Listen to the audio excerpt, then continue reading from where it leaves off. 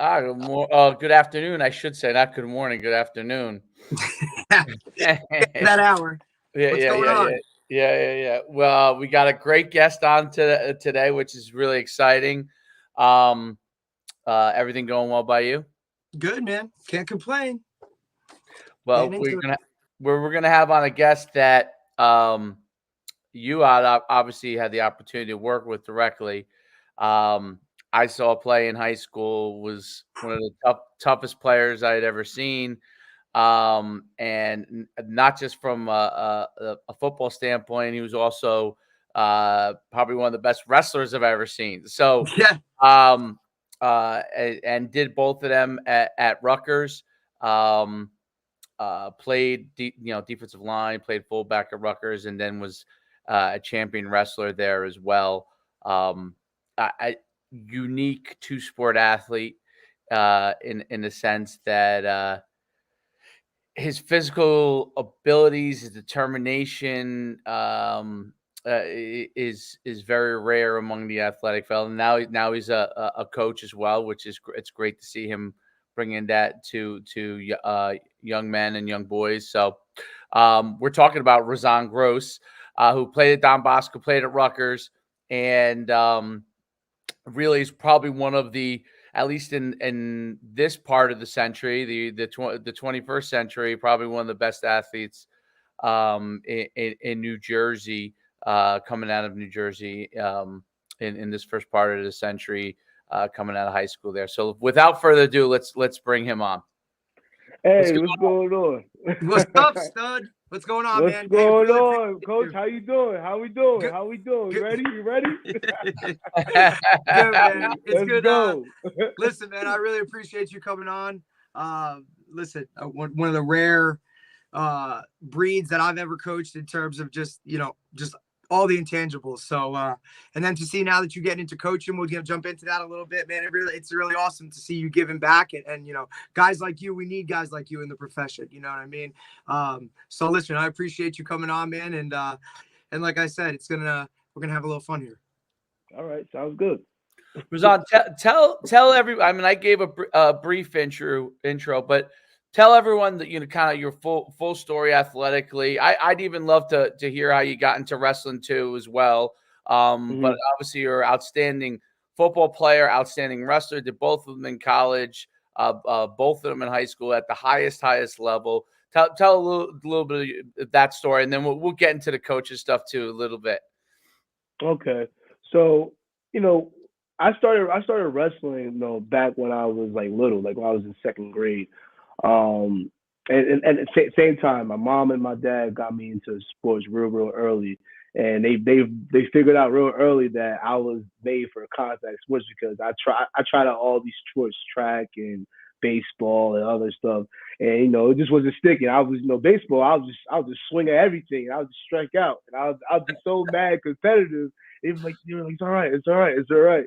We just gotta find the sport that is you. So really early on, my dad got me into football, like as a mighty might, junior pee wee level. And then my mom actually introduced me to wrestling. People think that would be my dad's sport, but it was really my mom. My mom got me into wrestling, and the way that worked out was, I'm from Franklin, Somerset. Go Warriors.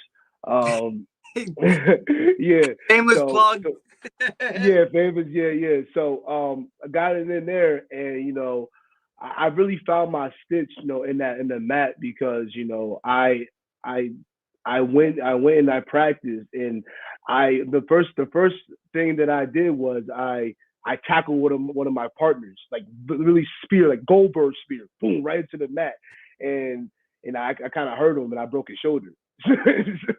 Yeah, so it was. They were like, yeah, you have a passion for this sport. You have a future in this sport. So that's when I really hit the ball running with wrestling. But football football was always my love and always my passion. My dad introduced me. He put the ball in my hand, and I just went from there. And sky's the limit. Now, in high school, you played at Don Bosco. You had one of the legendary coaches there.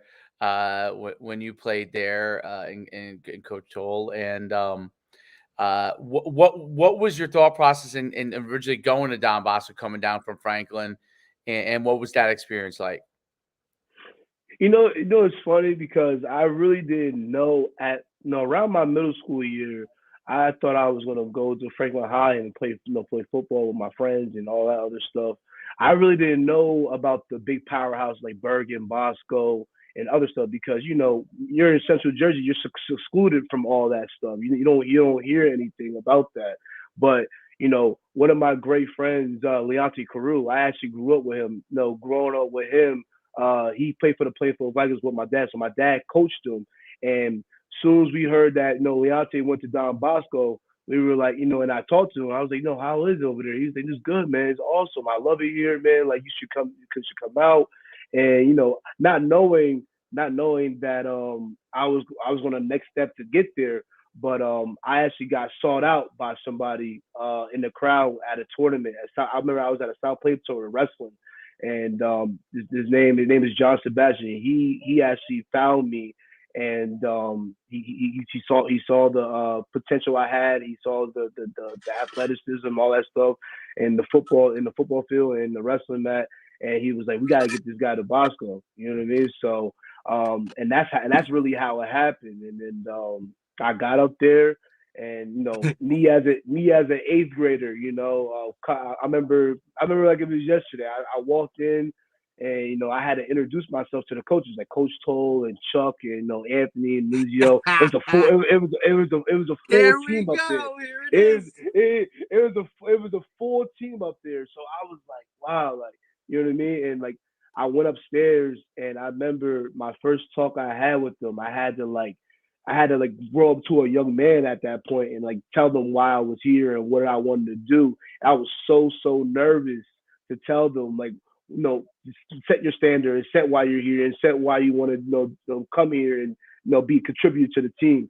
And I remember my dad always told me, always be a leader and command the room and look everybody in their eyes. And that's what I did. And from that day on, they all respected me, and I was a major contributor there. That's an amazing story. Yes. Yeah, that's an amazing story, and you guys had some probably of the best teams of Yeah.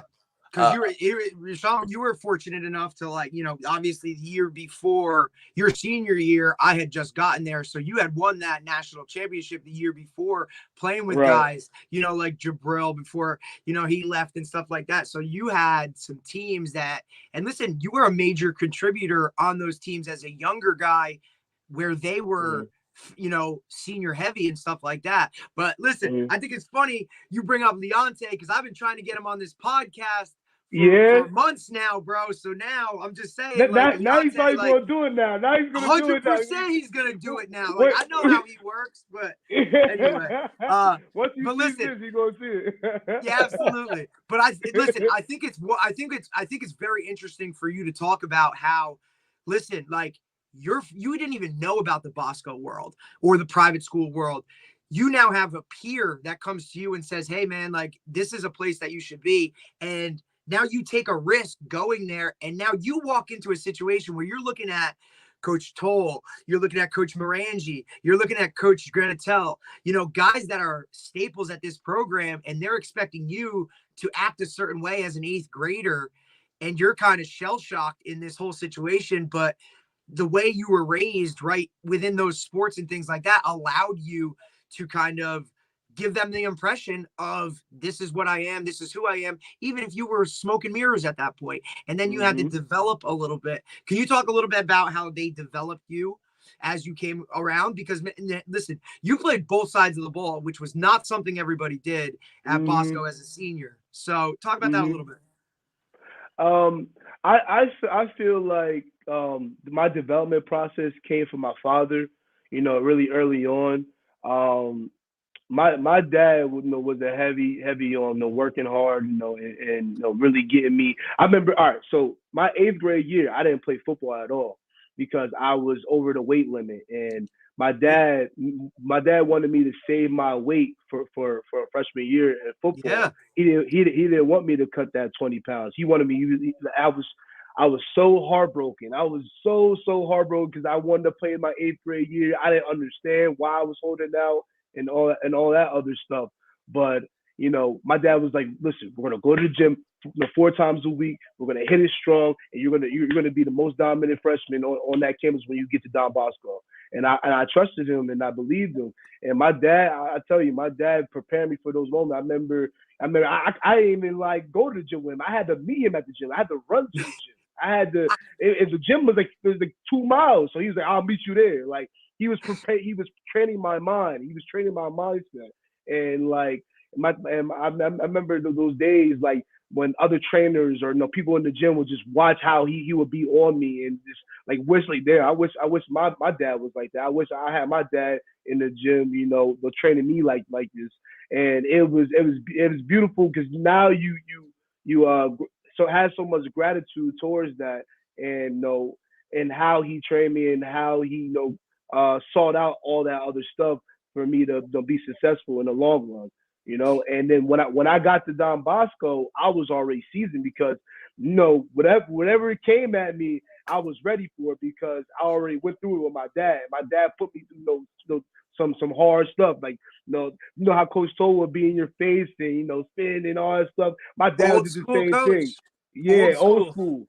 But it was nothing to me because it was Right. I was already prepared for it, and I just adapted. I adapted to the culture real quick, and I they after my freshman year, I was a 3-year starter after that. That's Hmm. incredible. And Yeah. that work ethic is the difference maker in making somebody between good and great and exceptional. And that's awesome to hear how your dad really like invested, not just in your athletic success from a sports standpoint, but in your overall development, and that work ethic's what you can bring that with you in anything else you do. You know what I mean? So Hmm. once you have No that, doubt. you can bring that in anything you do. When now talk about your recruiting process with Rutgers, right? I think it was, and I'm trying to remember back to that time. It was a different process, right? Oh Hmm. yeah. Because you were a 2-sport guy, and Right. I'm talking as an outsider remembering it, up in Bern County. But can you Hmm. talk about that whole process, with Rutgers and the 2 sports and all that stuff? Hmm. Razohn, hey, So before you get going, real quick, I think we should preface this too. So Rashawn's getting recruited in 2 sports, right? So we had just finished up football season. Now my man's got to go drop 20 pounds to get in shape for wrestling. yeah, All this you time, remember that? this is the time though where like a lot of the recruiting stuff really starts to Yeah. ramp up because at that point there was no early signing day. So you were signing in April or whenever that date was. But meanwhile, here you are chasing ring number 2 in Atlantic City. So go ahead, man. Tell the story. Yeah. So the process, it was crazy because I had a lot of things to focus on. We didn't, my senior year, we didn't get the job done, like we should have. But we had a down year. But I was like, okay, I had to refocus my mind. I had to, make this back to back, run at the state championship for wrestling. So I ended up, going back to back, state champion. And then the recruiter, I was getting heavily recruited, in wrestling, from all these D1 schools, Maryland, Michigan, Old Dominion, North Carolina, Rutgers, all those stuff. But in my heart, I still wanted to play football because I feel like I still had more in me. And I think that year, that down year that we had, it Yep. really put a little sour in my heart, and I didn't really want to go out like that. Mm-hmm. And so the recruiting process was kind of hectic. I remember Coach Shiano just took the job at Tampa, and it was Kyle Flood who was the head coach. And I remember he put somebody. I was D line and fullback. So the main guy who recruited me was Jim Panagos. He was a D line coach, and we went out to a couple dinners and stuff like that. He talked to me and stuff like that. And he was like, "Hey, listen, this is what we can offer. We want you to come on as a preferred, walk on, and minus the scholarship money I was getting for wrestling, and forego that. and that was a huge thing that I had to talk to my parents about because I know I wanted to do what was best for me. At the same time, I wanted to, you know, I didn't want my mom and dad to worry about my financial, with schooling, the scholarship and stuff. So it was a very very tough decision, and the final decision was my parents was like, well, if you're not happy, we're not going to be happy. You know what I mean? We want you to do what you love. We want you to do, and my parents are such great parents. They understand me, and they put me in a position to where I was today. So for them to say that and tell me, you're not going to be happy. If you're not happy, we're not happy. We want you to do what you love to do. That was so eye opening, and it was like so much stress, like relief off my shoulders, so I can go do what I wanted to do. Mhm. So I ended up choosing football and going that route. And when we got there, we hit the ground running. And to explain to people, just from a recruiting standpoint, a lot of people don't understand. So the way that Division I football works is the way scholarships work. So even though Razohn could have gone on a wrestling scholarship, it would account if he played football. It would have counted as a football scholarship for the football team. And Mhm. so the reason why he had to go on as a walk on football, and then obviously, which then, even though you really weren't a walk on wrestling, had walk on wrestling because the way the scholarship count situation works. Right. People don't really understand that. They think, oh, well, No. you could go if you want to be, and this is any sport outside of football. If you like, let's say you were a track athlete or a baseball player, and you had a Mhm. scholarship to Rutgers, for example, a Mhm. scholarship, they wanted you as a preferred walk on in football. In order for you to do both of those sports, you'd have to be able to go as a walk on in both. Otherwise, it would count unless the school was willing to, give you the scholarship in football, right? So, and that a lot of things people don't really understand that because Razohn was a two-time state champion. It was heavyweight, right? I'm assuming No, at 195. 195, 195. Sorry, Oh, 195. don't be calling him a heavyweight, Yeah, bro. I know, I know, I know. So No, He I still did. thinks he can catch touchdowns. he and would do all that wrestle up stuff, though. dude. Didn't you wrestle up sometimes? Like pin No, guy. Oh Yeah. yeah. I'm not But saying he I wasn't, but was listen, don't heavyweight. call my man a heavyweight. He'll get all salty. I He know. said all He that was like stuff going to like during months and 200. stuff. Yeah, I know. I remember. I was 195. I was heavyweight, in college. That's what I went heavyweight in college. Oh, you went heavyweight in college. Okay. Yeah. But so two-time wrestling champ at 190. Was it both the same weight both years? Both, yeah, back to back. No, yeah, at 195 one year, 2012, and then 2013 was the 195. So both years 195. Well, it was 195. Mm-hmm. And then you Which wrestled. he sure as hell didn't play football at 195. Yeah, yeah, What? yeah. That in itself, I had believe to. yeah, we had to kick you up a notch because he had to go both ways. So I want to say he might have played his senior year around 215, Yeah, 220. 220, yeah, 220, 225. Wow. And then I'll say and then 225. and then I come in 2 weeks later to see my man, and I'm like, wait, what? Like, is this the same dude? Like, so you want to talk Yeah. about dedication and like having to really bust like what it is? Like he would have to go like 220 to 195 in like 2 weeks. Yo, it was crazy. It was crazy. Crazy. What did wrestling and you being exceptional, like what did it teach you as a like how did the two work hand in hand for you, like as a football player, because a lot of people don't, in the world, and you're coaching now, so you may see well, you're aware Weehawken, maybe it's not as much specialization there yet, but in a lot, obviously if there are kids that were going to Bosco, a lot more of the kids are specialized in one sport per se. Right.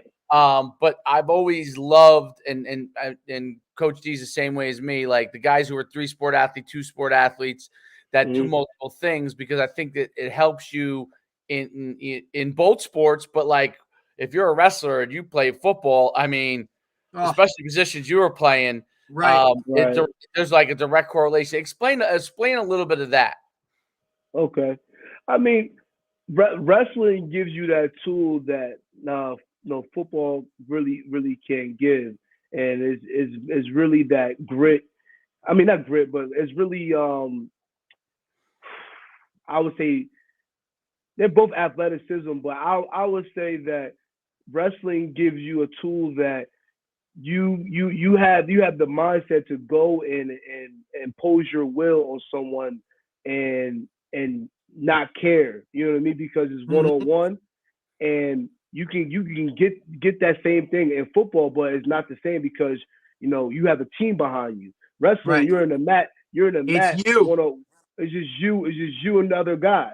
So it's killed or be killed. You know what I mean? Yeah. So it either it's going to be me or it's going to be you, and at the Right. end there it's going to be me. You know what I mean? So I that's the type of mindset that you have to go, into a wrestling match, and because these guys, they want to embarrass you in front of everybody. They want to put on a show. You know what I mean? So I think that the biggest thing that wrestling gave me was that edge to really have, like Coach always told me, I had a motor. Like I had a motor because that motor came from wrestling because I'm wrestling 3 minute periods straight. Right. No full intensity, no stopping, full on just wrestling. No breaks. And when I translate that on the mat, it was just like, how many seconds between a play? Like 10 seconds between each play? Well, if you think give or take. You have 30, yeah, you have 30, 40 seconds between a play, so. Yeah. But I was usually- already ready. I was already in my stance ready to go. Coach. Coach, you see me play. Like I was ready. I wanted to make the play every play. I wanted to be the guy that you guys depend on to make that play every play. And that's the same thing that I carry for wrestling. I wanted to be the guy on the mat to show everybody my talent and show that I'm the best one in the room. I'm the best one in the gym. That is awesome. That mindset that the wrestlers have, and the ability to, it's just you out there. Everybody's watching, and there's nobody else to watch, and especially those dual matches that you guys would have, where it's you guys versus Bergen, or you guys versus Del Barton, or those big matches. And sometimes that match is it's on the line, and it's for the team championship, right? And it's just you out there. If you're able to do it, they win. It's right. that individual, the ability to rise up individually. What wrestling, I think, teaches there is and you said it, the kill or be killed kind of the mentality. It is so unique, and that's what I think it probably also, and you could speak to it, correct me if I'm wrong, but it gives you a confidence, because if you're out there if I'm out there putting myself on the line, where if I make a mistake, I can be embarrassed in front of everybody. Going out in the football field, you got teammates helping you, and exactly. That's not as big a deal as when you're going to go out there just by you. I mean, I feel like I learned how to thrive in that pressure. It gave me an edge. It gave me a tool. That I didn't even know I had. But being uncomfortable and being comfortable, you have to put yourself in an uncomfortable situation so you can thrive under that comfortability. So that's what I set it out, and that's what made me great, and that made me who I am today. So, and it made the football field much more easier, because I know you have your teammates, but at the same time, I'm competing with myself. I'm putting myself on a pedestal. I'm like, I want to be able to make the play. I want to be able, if my guys come on, it's cool. But I want to be the guy to be the playmaker. I want to. That's how you stand out, and that's how I stood out wrestling too. Which is why, like Coach, we talk about it all the time. Like, what are the differences between certain schools or where you go or where it's at?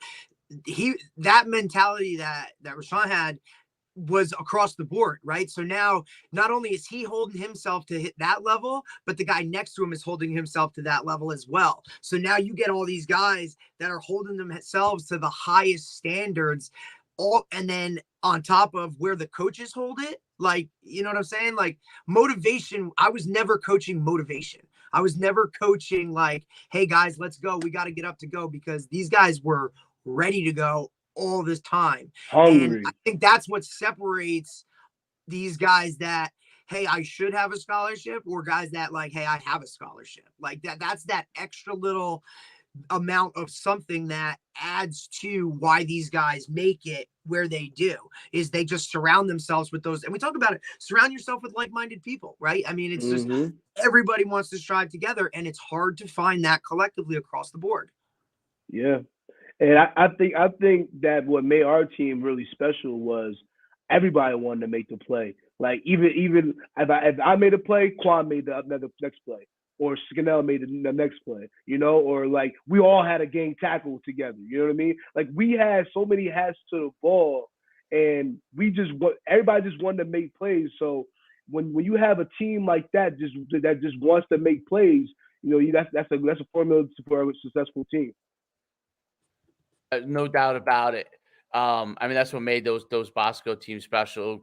Some of the greatest players, definitely of the first 25 years of the 21st century in high school are from those teams that you played on. Some probably, you could argue maybe the best coaching staffs, because just judging by where all the coaches have gone on to from Oh my goodness, this point forward, everybody's gone everywhere else. So the tree from that standpoint is unbelievable. What so fast forward to college, right? You played football for numerous years, and then I think you were doing both, and then you end up doing wrestling, right? The last couple of years, or yeah, I wrestled my last 2 years at Rutgers. Okay. That's incredible that you did. You actually got to be able to do both. That was like right when they were transitioning to the Big 12, the too. new coaches, so like right? Or the Big 10, like the Big 10 wrestling, man. Like, woo. Yeah, it was a weird thing. A lot of changes were being made. Chris Ash came in. Right. Because Coach Flood left, so a lot of stuff was moving, and I felt like I had missed wrestling, and I missed competing on the mat, and what better up to change the trajectory of my story, and compete at the highest level at two sports that I love dearly, and that's what made me on the mat. And I was 4 years off the mat, and Coach Goodell, he approached me, and he was like, we still believe in you. You're a champ. You know what I mean? So you're a champ. We're gonna get you to that level, to that Big Ten level. So I'm like, all right, cool. And I trusted him, and we started working.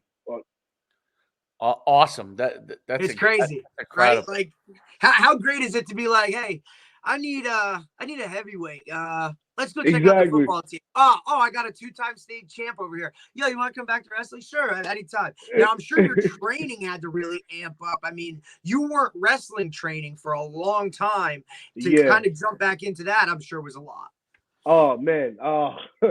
Wrestling training and football training, at the highest level is definitely different from, just because football is more like you're putting the pounds on, you're putting the muscles up, you're doing agility drills. Wrestling is more cardio, endurance, and more reps than anything, reps on top of reps, and it was insane because I never went through a preseason like that. And it kind of forced my mind to get back into that mode of like grinding and like gutting it out again. Yeah. And I appreciate it because I had to find myself again. And in those times again, that I was at Bosco, I was like, okay, this is what made me who I am. Let me just click back into that mode again, and like let me do a different 2.0 version, high level, Razohn Gross of college, wrestling. So I definitely thrived in that environment, and my coaches pushed me, and I loved it, man. I really, I loved everything about it. I loved everything about it because it forces. I still do the workouts to today. Like I still train like intensely like an athlete today. So like it never goes away. It never goes away. So I'm just appreciated, for me to do those two sports in college and thrive in those moments. Now you're coaching at high school football at Weehawken, right? So what made you want to get into coaching, first of all? Like, what was kind of impetus to that, and how's that been going since you've been coaching? It's been going well. We had we actually had a historic year last year. I came in, me and my boy Albert Young. He went to Iowa. He played in the league for a little bit at for the Vikings. But me and him were like the only two high level coaches that were on the staff. So we understood what it took to get there, to be excellent and be dominant and all that other stuff. So because we've been there. But the kids, they've been losing for a long time, Mm-hmm. and they never knew how to win, and or coaches that had the culture of winning. Yeah. It's hard, So man. I It's had a hard thing. yeah. Remember, you were brought into a winning stuff. Like, it's tough for these guys, but yeah. Yeah, yeah. So the thing was I saw it out, and all they needed was a direction.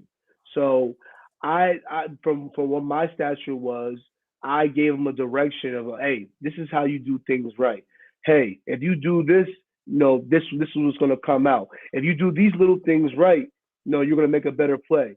You know what I mean? Don't drop the ball, 10 push-ups, like little stuff, little instead of just to like get their mind thinking in a positive way. Like scout team, like you make us work, scout team, like stuff like that. And the kids, they took up to it and they owned it. And we end up losing one game, and we won the championship. So the first time in like 30 years since they won the championship, no, in the NJCIC.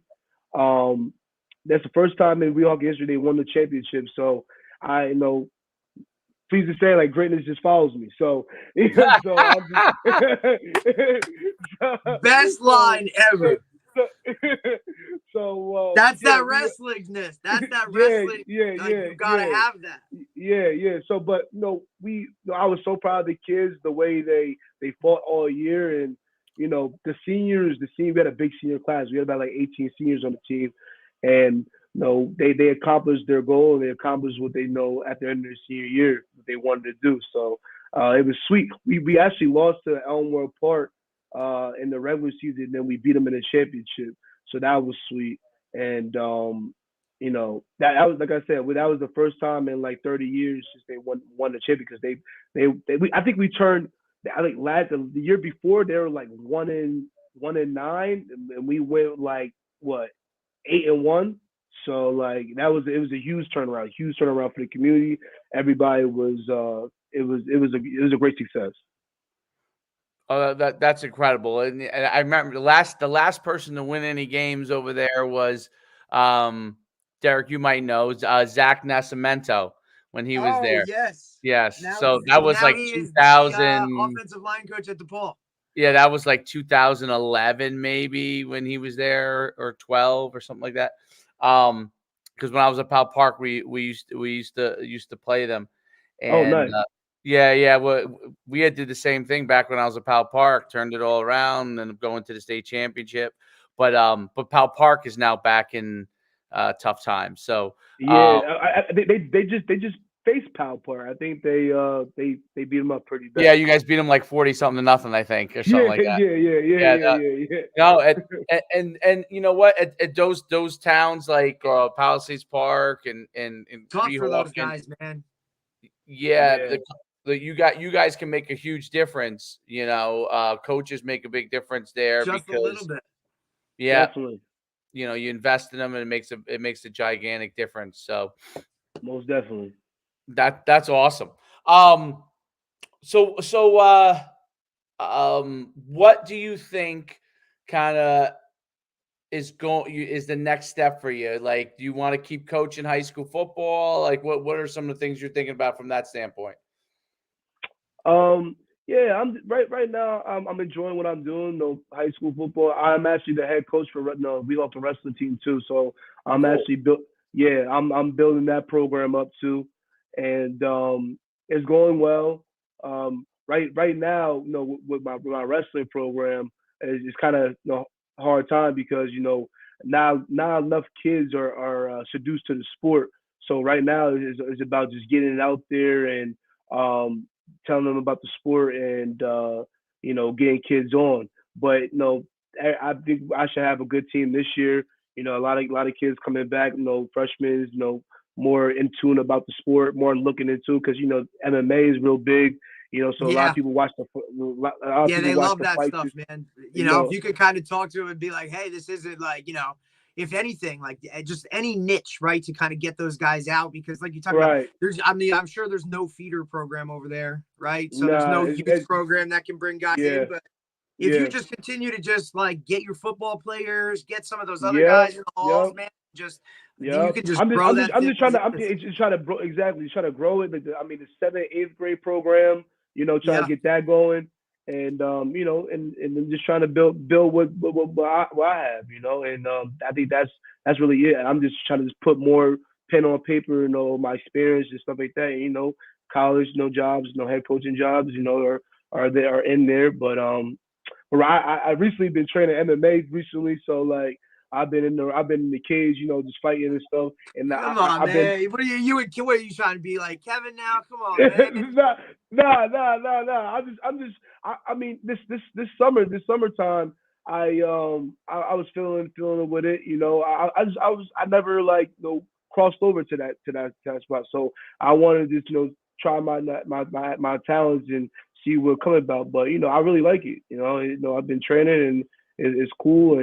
But right now I'm the coaching and I'm just staying with my training brand. Two great performance and just trying to get much kids and just try to lead my young men. That's it. That is awesome, dude. That Awesome, is man. so great. What a great story. You have your training company. Where can people find you on Twitter or Instagram? Where can they Oh, find Instagram. Two great performance.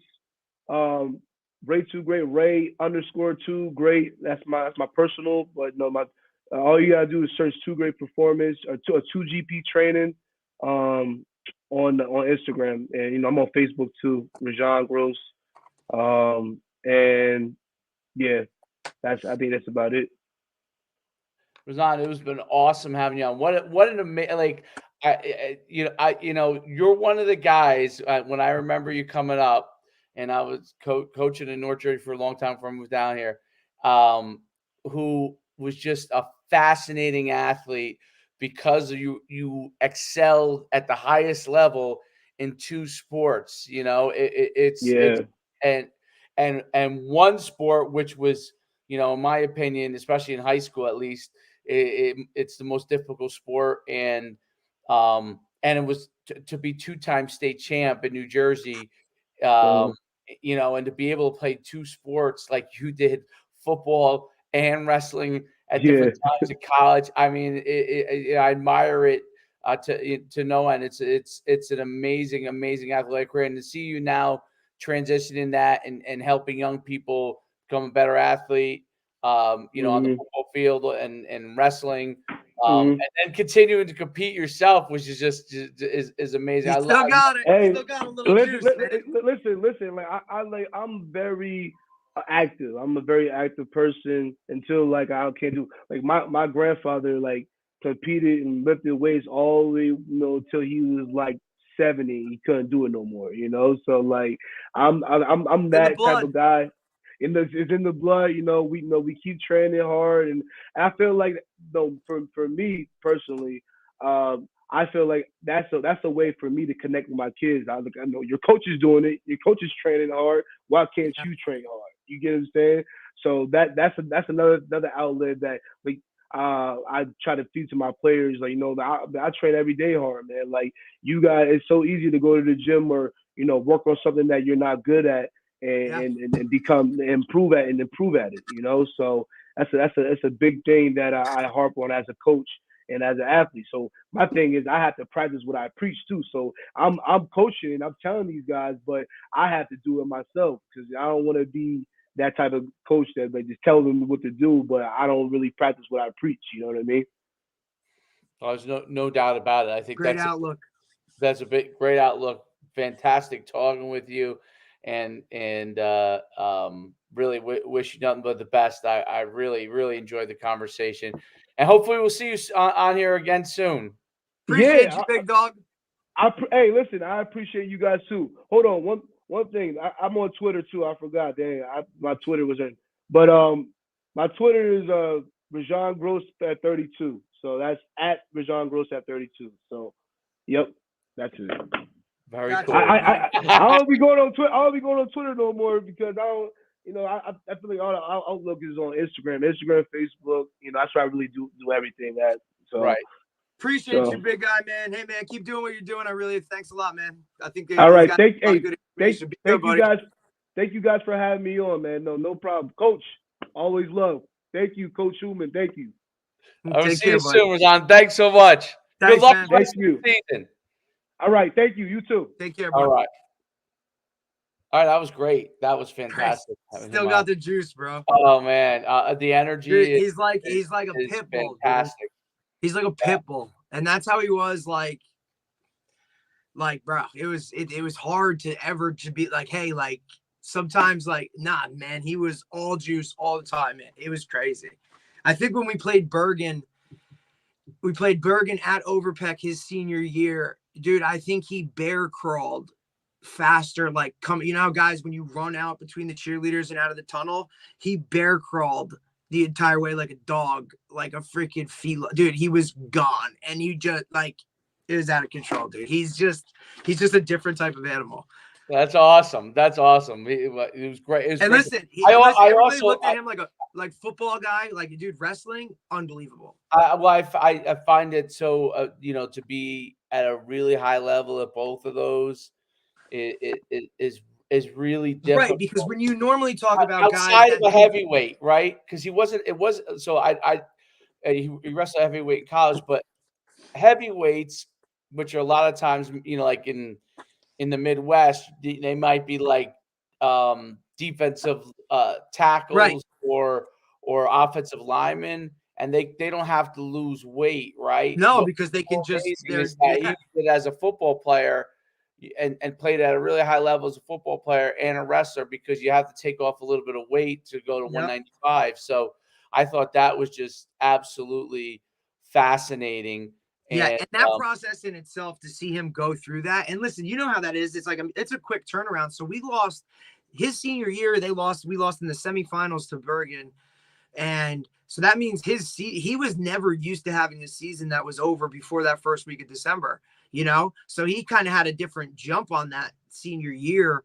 And I watched him literally go from probably, like you said, 220, 225 down to that 195 in a matter of like 2-3 weeks. And it was just wild.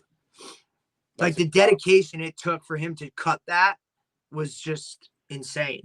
And he did it like, you know, oh, okay, we're good to go. Like, because I'm going to win this, you know, I'm going to win this second title in a row. That is amazing. That is amazing. Like we just I didn't just get one in football. Like, and I'll be honest, had he won a state championship in football, I don't know if he would have played. Like, I think the wrestling might have taken over and been like cool to kind of like he would have had his closure with football. But we always say there's something about this game, dude, that just it draws you in. There's no doubt about it. It just draws you in. So, well, that was awesome. We'll kick it off till next week, till next time. Hopefully, I'm sure you'll have another great guest for us next week, and we will see you all soon. Appreciate it.